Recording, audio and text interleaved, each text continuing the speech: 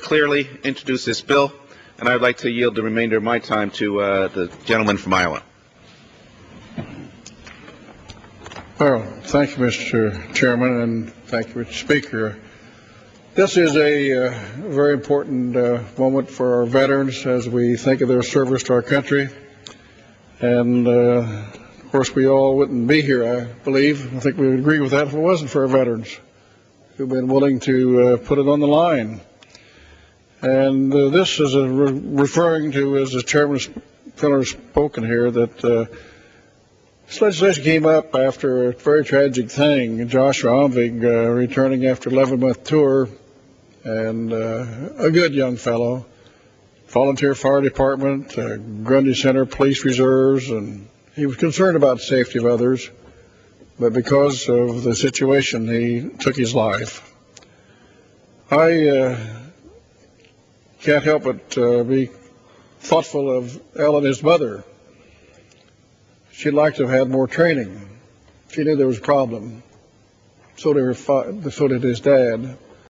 But she was with Josh when he went out to his pickup truck that day to go to work, trying to talk to him, trying to help. And he took his life right in her presence. Well, they could have just kind of backed off and there's great grief and sorrow and done nothing, but we reached out to them and they reached back, and they wanted to participate in doing something for others. And so out of that came what is now known as H.R.327. It's pretty simple. Improve early detection for incidents of suicide among veterans, provide those veterans with the assistance they need, which was not there for Joshua. It also requires the Veterans Administration to develop a comprehensive program to address the rate of suicide among veterans, but also underscores the importance for further research, peer counseling, family education, involvement, and education for all staff at the Veterans Administration. There is an urgent need for this bill to pass.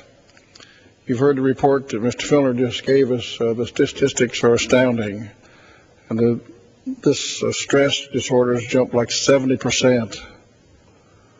I also want to thank our two Iowa senators, Senator Harkin and Senator Grassley, for their support.